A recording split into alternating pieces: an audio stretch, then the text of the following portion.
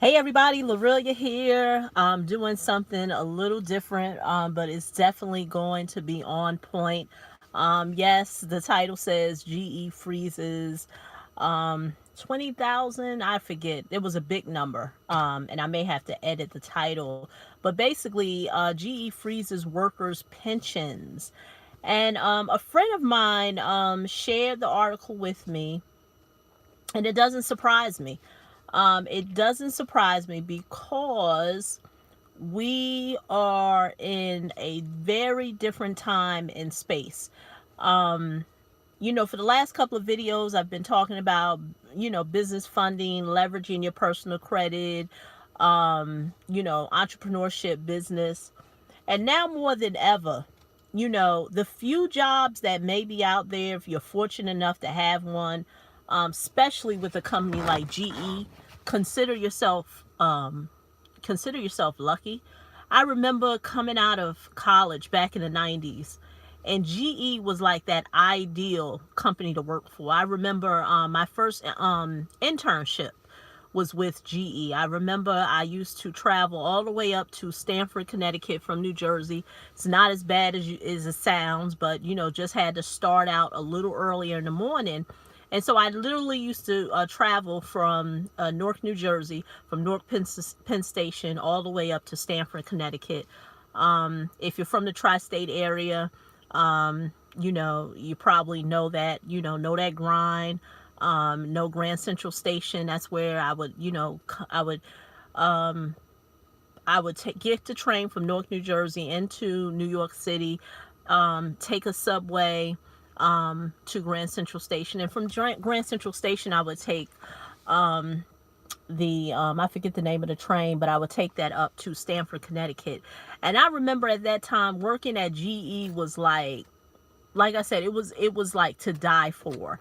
Um, and it was definitely one of those companies that you wanted to start your career, because at that time we were still in a time and space and place where people were still being told that if you worked at certain jobs, you would have a golden parachute at the end of your working tenure. And so GE was one of those places where, um, you wanted to be. So to see now, 30 plus years later, really, I say, yeah, 98, 2000, yeah, about 20 years later, not 30, not that old, 20 years later, the cheese has moved. So GE recently just said, I think the article said 20,000, and you can Google this, 20,000 workers' pensions have been frozen, and that is going to relieve them of a liability in the billions. And if you know anything about workers' pensions, the reason why companies do not want to keep the pensions on the books, because it is a liability to the company. Because basically, what the company has to do is they have to look at how much workers make and put money set aside in order to give them income at the end of their working years. And so that becomes a very big liability for many companies. And they're looking to eliminate that liability off the books. And so now is the time more than ever, whether you want to be an entrepreneur or not, you're almost being pushed to be an entrepreneur.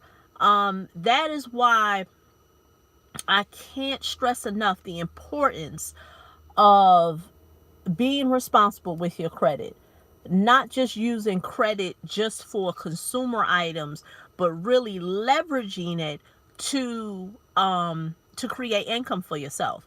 Understand this: I'm not the person, this is not the channel whereas I tell people keep your credit and kind of just sit on it.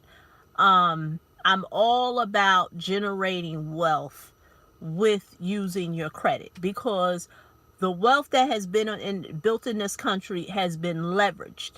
so many types of ways. Maybe it's been leveraged with a group of people. Maybe it's been leveraged by using other people's money. But at the end of the day, no one is building wealth solely on their own backs. And that is why more than ever, whether you want to be an entrepreneur now, you are being pushed to being an entrepreneur. You may not know this, but you are being pushed because situations like GE, as well as so many other iconic companies who, where once many moons ago were considered the place to be, a place where you would retire, those days are gone. Hey, how you doing? How you doing, Brandon? How you doing? So those days are gone. And now more than ever, I'm seeing a surge of institutions who are being able to fund people in business. And so my latest partnership is with a nonprofit, whereas they are helping business owners or new individuals who may want to be who are in the startup phase get access to grant funding. Hey, how you doing, DJ? Sweet. And so this partnership will allow me, hi, good morning. This partnership will allow me to share with individuals, because so many people have came to me about getting access to funding. But whether you know this or not, or you don't want to believe me, when you try to get funding from institutional sources, things have to be in order. Credit got to be right. Business got to be generating income. There has to be something. 2008 showed us that the no income, no assets type of lending is over. So if you don't want to take my word for it, all you have to do is go to the source. After 2008, and I know I'm talking about a lot of things in this video, but I'm trying to bring home to you that most of the stuff that I talk about on this channel that you can research. So, after 2008, Dodd-Frank put in place, it restricted the lending for many individuals. And what I mean by that is that now the lending has loosened up a little, but you still have to verify some things.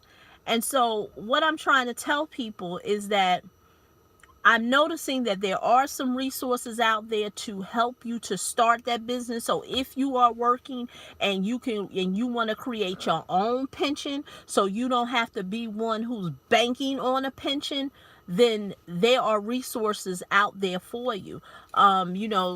If that's something you're interested in, we could do a consultation. I'll tell you more about it. Go to cashflow.yourmoneymentor.com. The link will be underneath this video. But now is the time where you have to look out for you. You have to create your own pension. You have to create your own economy, because gone are the days where the government's not going to take care of you. We know that. And if you think a job is going to take care of you, that cheese can move. So I remember a day and time, even in my state, that if you had gotten a state job, you were golden. You knew your health care was going to be taken care of. You knew your pension was going to be taken care of. And a lot of those things have changed right here in my state. And New Jersey is not one. There's many states that are also facing that same crisis. So now more than ever, you have to look out for self. And the resources are there. The resources are there. And once again, it really depends on your situation. I know there's a lot of information out here on the internet. I know there's a lot of information out here on YouTube, even with the content that I share. But understand, many situations are not cookie cutter. Your circumstance may be so much different than someone else's circumstance. And what I find is that people are looking for a cookie cutter solution for a complex problem. Did you get that? You cannot look for a cookie cutter solution for a complex problem, especially when it comes to finances and especially funding, because every situation is different. But that's all I have for you today. Just wanted to kind of give you that news flash. Google it. I saw it in the Wall Street Journal online website.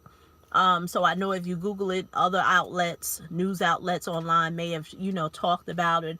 But if you are someone who is looking for business funding, you want to talk more about it, you want to talk about some of the things that you have going on and how you can get access to funding. Like I said, I partnered with a national nonprofit who's gotten some grant funding from the SBA. Thank you so much, BR. Just go to cashflow.yourmoneymentor.com. Looking forward to sharing some more content the rest of this week.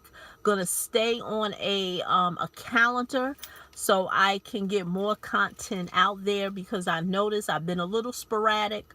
I am down to every week, but there's so much that I want to share, and it's really just having the time to do it. So once again, this is Lorelia, and I'm signing off.